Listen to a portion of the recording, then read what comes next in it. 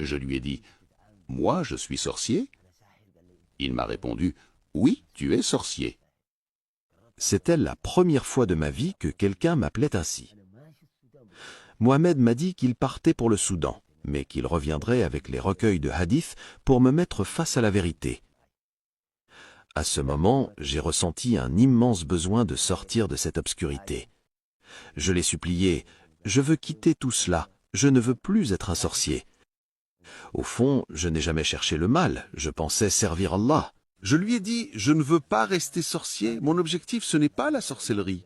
Mon objectif c'est d'être pieux et aider les gens.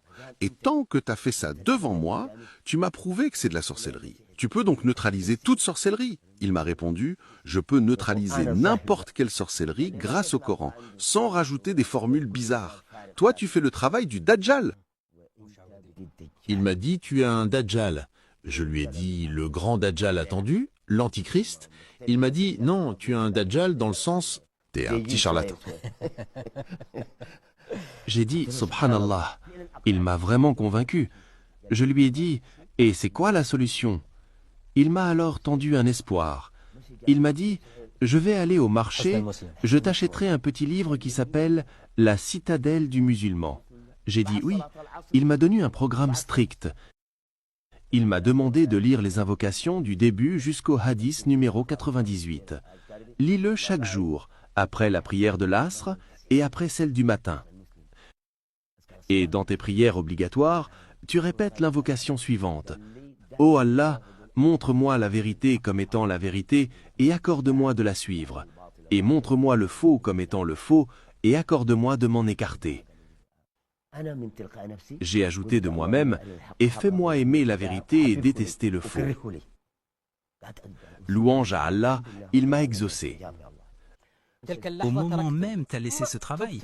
Dès le premier jour. J'ai fait 180 degrés. Je n'ai plus touché à ça. Dès que j'ai compris, j'ai tout de suite arrêté. Sincèrement, je n'arrive pas à comprendre comment tu es resté 17 ans à ne pas savoir que c'était de la sorcellerie et que c'était des djinns et pas des anges. Parce que là où j'ai grandi, je n'ai jamais connu un sorcier. Les gens parlaient que de tel cher, de tel saint, tel allié d'Allah. Pour moi, un sorcier ou la sorcellerie était autre chose, que je ne connaissais pas. Parce que aussi, il y avait du Coran, mais qu'on rajoutait des formules bizarres, et je croyais que ce rajout n'était pas grave.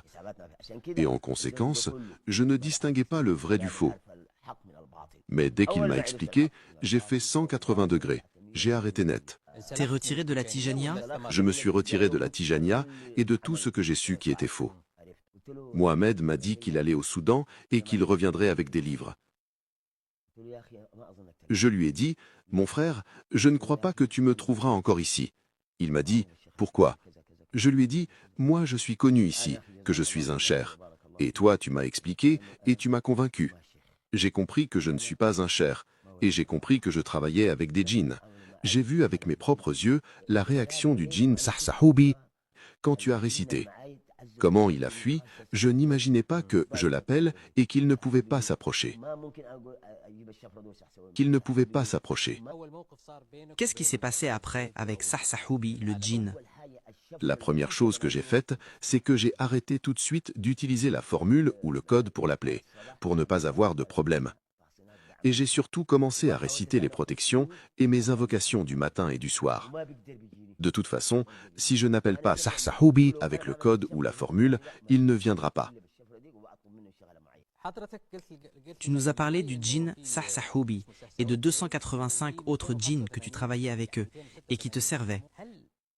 Les voyais-tu sous leur forme réelle? Non. Non, pas du tout. Généralement, on ne pourrait pas voir les djinns sous leur forme réelle. Par contre, ils ont une capacité de prendre des formes différentes, comme les anges. Un grand chat, un grand chien, surtout de couleur noire ou roux, la forme d'un grand âne, un cheval, un chameau, un grand oiseau à l'apparence arrondie et terrifiante, c'est des formes généralement bizarres. Aussi, ils peuvent prendre la forme d'un humain, mais ils marchent sur 4 pattes ou plusieurs même. On ne peut donc voir le djinn sous sa forme réelle, sauf s'il prend une forme quelconque. Donc toi, d'après ton expérience, tu ne les as vus sous leur forme réelle? Non, non, aucune personne ne peut les voir sous leur forme réelle. Et Allah dit dans le Coran, Il vous voit, lui et ses suppôts, d'où vous ne les voyez pas. Bien sûr, mes questions seront par rapport à ton expérience. Est-ce qu'un sorcier peut connaître les secrets des gens? Oui, bien sûr. Ça, c'est facile pour un vrai sorcier comme j'étais avant. Comment, par exemple? Par exemple, je travaillais avec Sarsahoubi et lui parle directement avec le Qarin, le compagnon de chacun d'entre nous. Lorsqu'il parle avec ton Qarin, celui-ci lui transmet toutes les informations qu'il recherche. Moi donc, si je veux savoir quoi que ce soit sur une personne, je demandais Sarsahoubi avec mes 4 doigts. Je fais le code, Sarsahoubi demande le Qarin et me ramène toutes les informations.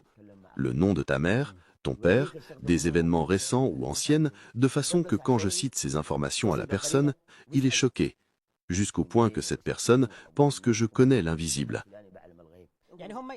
Donc les sorciers ne peuvent pas savoir l'avenir. Pas du tout. Je jure par Allah que c'est les djinns qui peuvent leur donner des informations. Comme j'ai expliqué, moi j'utilisais la formule ou le code et Sarsahoubi me fait ce que je lui demande. Il ramène l'information, puis revient me la communiquer dans mon oreille gauche avec des fréquences que personne ne l'entende que moi.